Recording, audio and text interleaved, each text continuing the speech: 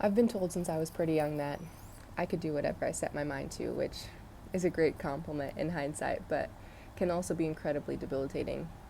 Family members, friends, teachers even, would all tell me they saw my potential, but nobody had an idea as to what I could be successful at specifically. Other kids in school would grow up knowing what they wanted, being told what they were going to become, and for the longest time, I hated that. I hated being the one with so much potential and no path to take. As of recently, I've come to wonder why. Maybe it was because there weren't a lot of colored female leaders and nobody wanted to tell me that I could do something that somewhere down the road might be blocked by someone else's beliefs. Maybe it's because there was potential for something bigger than anyone was willing to say or knew. Growing up, I knew my teachers liked me. I knew they believed in me. But being told this for so long and having no direction to go with it may be where my self doubt started to creep in. Knowing I was smart, knowing I was beautiful, knowing I was insightful, observant, supported, and loved, but nobody, including me, knowing what to do with that. All of my life, I'd get fired up about projects, out here doing all the things, being my best self, and then just stopping because I'd be bored. It seemed I reached the limit and I wouldn't make it past a certain point anyway, so why try? Why listen to the ingrained belief to follow my heart, which, because of my heart condition, I've always been told to do, if it wouldn't lead me anywhere? Well, my heart is now leading me to my voice, which is scary because it's not comfortable. I'm sharing things that really trigger me, not because I've had such a terrible life, but because I've had such an amazing one. So in the instances when I have felt discriminated against, it's really shook up my self-esteem and my self-love. Because there are so many people who raise me up and see my potential that in those few moments, those few character questioning moments, I've been made to doubt it all. That's how deeply racism hits. That's why there are so many fewer people of color in leadership roles.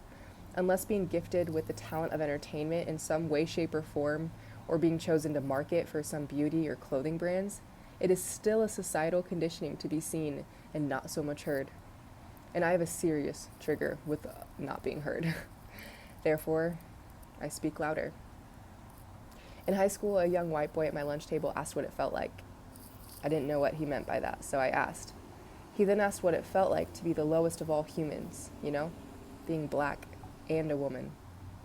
My surrounding friends laughed and told me to take a joke, told me not to take things so seriously. That same boy used to cut me off while I spoke and ask if anyone gave me permission to speak or to sit with them at all. After a while, I did stop eating lunch with them, and all of our friendships have slowly dwindled. In a previous job position, a young white man would be vocally and sneakily rude to me because I was successful in what I was doing, often more successful than him. He'd flip me off, move my things around, demand things from me just because. He threw a crumpled up paper at me once and told me to pick it up. And at the time, I was fed up with everything that had been going on, and I hadn't spoken to anyone else about it. So I said, "Why do you always demand things of me that you can easily do yourself? I'm not a slave." To which he replied, "The color of your skin says differently." I didn't say anything back. It was the end of the day, so I clocked out and I went home confused and ashamed and honestly upset at myself for not saying anything, but I allowed space for what just happened to sink in deeper. I went to talk to my manager the next day to explain how uncomfortable it made me feel and that I didn't want to work around him anymore, but I barely got out a sentence before bursting into tears. A few days later, I was sent to have a meeting with someone higher up in the company who then questioned why I used the word slave at all and told me if I wouldn't have said anything, they wouldn't have even noticed I was black.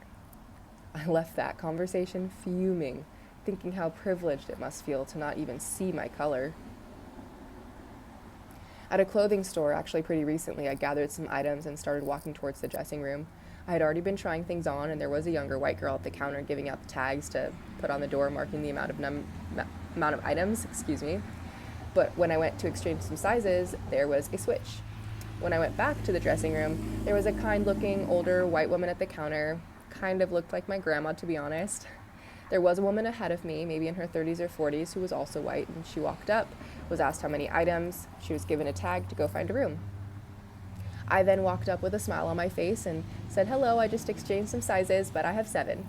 To which the older lady came over to me, looking between every hanger to count them herself, and said, "You know we have cameras back there, okay?" and I was given my tag to go find my room.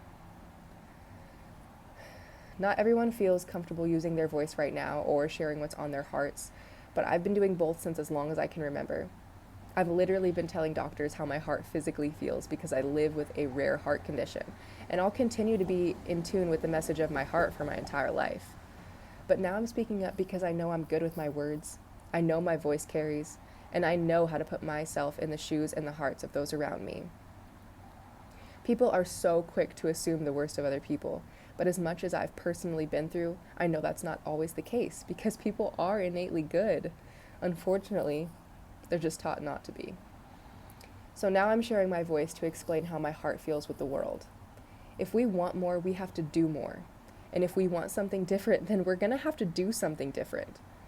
Besides equality, harmony, and the spread of more love, I truly do not know what I want. It's hard to know what you want when you've never had it.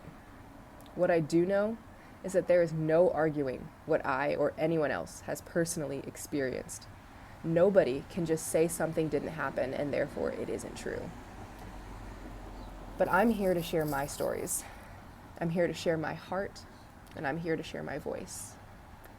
All that I ask is for you to hear me.